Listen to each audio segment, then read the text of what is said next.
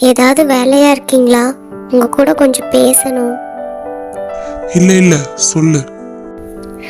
இல்ல, ராணி வீட்டுக்கு ஏதோ கணபதி பூஜை பண்ண வராங்களாமா. அந்த பூஜை பண்ணா வீட்டில் நல்ல விஷயமா நடக்குமா, கடன் பிரச்சனை எல்லாமே தீருமா. அதான் நம்ம வீட்லயே அப்படியே பண்ண சொல்லட்டுங்களா? தமயந்தி, உனக்கு தான் எனக்கு இந்த மாதிரி விஷயத்துல நம்பிக்கை இல்லைன்னு தெரியும்ல.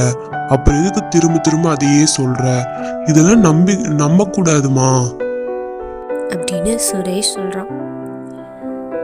ஏங்க, எனக்காகவாது சரின்னு சொல்லுங்க. எனக்கு என்னமோ ஒரு மாதிரியா மனசுல தோணிக்கிட்டே இருக்கு. அந்த பூஜை பண்ணா கூட ஏதாவது ஒரு நல்லது நடக்குமோ என்னமோ. உடம்பும் எனக்கு சரி வரலைங்க. தயவு செஞ்சு எனக்காக ஒத்துக்கோங்க. ஏன் தமயந்தி இப்படி பண்ற? எனக்கு பிடிக்கலன்னா அதை நீ விடவே மாட்ட. சரி, போய் அம்மா கிட்ட கேளு, அவங்க என்ன சொல்றாங்கன்னு பார்த்துட்டு நீ பண்ணிக்கோ. ஆனா நான் இந்த வீட்டுல இருக்கிறப்ப எந்த பூஜையும் பண்ணக்கூடாது. நான் ஆபீஸ் கிளம்பி போனதுக்கு அப்புறம் நீ என்ன வேணா பண்ணிக்கோ. நான் இந்த வீட்டுல இருக்கிறப்ப எதுவும் நடக்கக்கூடாது. சரிங்க, நான் அத்தை கிட்ட போய் கேட்டுட்டு நீங்க இல்லாதப்பே நான் பண்ணிக்கிறேங்க அப்படின்னு தமயந்தி சரளாக்கிட்ட போய் கேட்குறா. அத்தை, ராணி வீட்ல கணபதி பூஜை செய்யறதுக்கு ஐயரெல்லாம் வராங்களாமா. அதான் நம்ம வீட்லயே செய்ய சொல்லலான்னு அவர்கிட்ட கேட்டேன். அவர் உங்ககிட்ட கேட்க சொன்னார். அத்தை, என்னத்த பண்றது? கணபதி பூஜை நல்லது தானம்மா, அதனால என்னப்போ பண்ணிக்கோ. ஆனா நான் வேற நாளைக்கு ஊருக்கு போறேனே, என்ன பண்றது? ஏத்த திடீர்னு ஊருக்கு போறீங்க? இல்ல, பாப்பாவுக்கு உடம்பு சரியில்லையாம்மா, அதான் ஃபோன் பண்ணி வர சொன்னான். அதான் நான் கிளம்பிடுவேனே. இப்ப நீ மட்டும் எப்படி தனியா பாத்துக்குவ?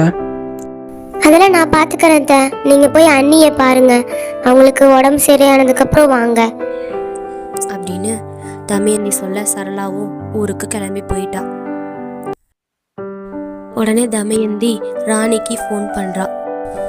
என்ன தமயந்தி, வீட்ல எல்லாம் ரெடி பண்ணிட்டியா? உங்க மாமியார்ட்டெல்லாம் என்ன சொல்லி வச்சிருக்க? ஏய் இல்லடி, ராணி வீட்ல கணபதி பூஜை பண்ண வராங்க. அதனால அப்படியே நம்ம வீட்லயே பூஜை பண்ண வர சொல்லலான்னு நினைச்சேங்க. அப்படின்னு தான் எங்க மாமியார்ட்டையும் எங்க வீட்டுக்கார்ட்டையும் சொல்லியிருக்கேன். எவ்வளோ தூரம் சொல்றேன், அவங்க அப்பயும் ஒத்து வரல. ஆனா அப்படி இப்படின்னு சொல்லி எப்படியோ ஒத்துக்க வச்சுட்டேன்டி. நீ கீதை உங்க வீட்டில் வேற ஏதாவது சொல்லி சொதப்பிடாத. நான் சொன்ன மாதிரியே சொல்லிடு. உங்க வீட்டில் எங்க வீட்டில் பூஜை பண்ண வராங்க, அதனால உங்க வீட்டில் பண்ற அப்படின்னு நீ அப்படியே கொஞ்சம் மாத்தி சொல்லிடு. சரிடி, நீ சொன்ன மாதிரியே நானும் சொல்லிடுறேன். நல்ல வேலை நீ முன்னாடியே சொல்லிட்ட. இல்லை நான் மாற்றி சொல்லி அப்புறம் 2 பேரும் வம்புல மாட்டியிருப்போம். ஆமா ஆமா, நான் சொன்ன மாதிரியே சொல்லிடு. அப்புறம் தயவு செஞ்சு உங்க வீட்டுக்காருக்கும் மாமியாருக்கு மட்டும் எதுவுமே தெரியக்கூடாது. தெரிஞ்சது அவ்வளோதான், எங்க வீட்டே 2ஆ ஆகி போயிருண்டி. நான் சொல்ல மாட்டேன்டி, எத்தனை தடவையா சொல்லிக்கிட்டே இருப்ப. எத்தனை தடவை சொன்னாலும் எனக்கு அந்த பயம் மட்டும் போகவே மாட்டேங்குதுடி. சரி சரி, அந்த பேய் திரும்ப ஏதாவது வந்துச்சா? இல்லடி, நான் தான் அந்த தாயத்தை கட்டிகிட்டே தானே இருக்கிறேன், அதனால அந்த பேய் வரமாட்டேங்குதுடி. சரி, எக்காரணத்துக்கு கூட தாயத்தை மட்டும் கழட்டிடாத. கழட்ட மாட்டேன். அப்புறம் அந்த பூசாரிட்டுல பேசுனியா? இல்லடி, உங்ககிட்ட பேசிட்டு தான் நான் அவர்கிட்ட ஃபோன் பண்ணி பேசணும். என்னென்ன பண்ணணும், என்னென்ன வாங்கிட்டு வரணும் எல்லாம் கேட்டுட்டு தான். சரிடி, தயவு செஞ்சு உங்கள் மாமியார்ட்டையும் உங்கள் வீட்டுக்கார்ட்டையும் எந்த விஷயத்தையும் வளரிடாத. அப்புறம் நான் நல்லா மாட்டிக்குவேன். நான் எதுவும் சொல்ல மாட்டேன்டி. நீ நைட்டு எல்லாம் ஏற்பாடு பண்ணி வை, நான் காலையில் நேரமாக வந்துடுறேன். சரிடி அப்படின்னு தமயந்தி ஃபோனை கீழே வச்சுட்டு அந்த பூசாரிக்கு ஃபோன் பண்ணுறா. ஐயா, நாளைக்கே நம்ம பூஜையெல்லாம் வச்சுக்கலாங்க ஐயா. எங்கள் வீட்டில் எல்லாம் சம்மதம் வாங்கிட்டேன். ஆனால் வீட்டில் யாரும் இருக்க மாட்டாங்க, எல்லாம் வெளியே போயிடுவாங்க. நான் மட்டும்தான் இருப்பேன். அதெல்லாம் ஒன்றும் பிரச்சனை இல்லைம்மா. நாளைக்குன்னா நான் வந்துடுறேம்மா. அப்புறம் அதுக்கு என்னென்ன வேணும் அதெல்லாம் சொல்லுங்க ஐயா, நான் போய் எல்லாம் வாங்கிட்டு வந்துடுறேன். எல்லாமே நானே வாங்கிட்டு வந்துடுறேம்மா. நீ அதுக்கான பணத்தை மட்டும் கொடுத்துரு. அப்புறம் ஒரு பெரிய கலர் கோலமா போட்டு வை, அதுதான் ரொம்ப முக்கியம். சரிங்க ஐயா, நான் அதே மாதிரி பண்ணிக்கிறேன். அப்புறம் நம்ம இந்த மாதிரி பண்ற பூஜை வெளியே யாருக்குமே தெரியக்கூடாது.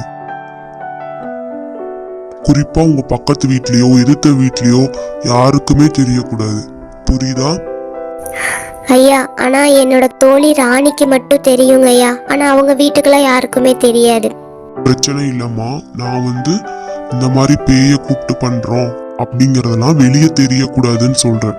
அப்படி தெரிஞ்சா உனக்கு தான் ஆபத்து. அதனாலதான் அப்படி சொன்னேன். ஏங்க ஐயா, நான் அப்படி யார்ட்டையுமே சொல்லல. இந்த மாதிரி கணபதி பூஜை பண்ண வராங்கன்னு மட்டும்தான் நான் எல்லாத்திட்டையும் சொல்லி வச்சேன். ரொம்ப நல்ல காரியம் பண்ணிருக்கம்மா. இப்படியே இருந்துக்கோ. வெளியே யாருக்கும் எந்த விஷயமும் தெரியக்கூடாது. பூசாரி சொல்ல தமயந்தியும் சரின்னு கேட்டுட்டு இருந்தா.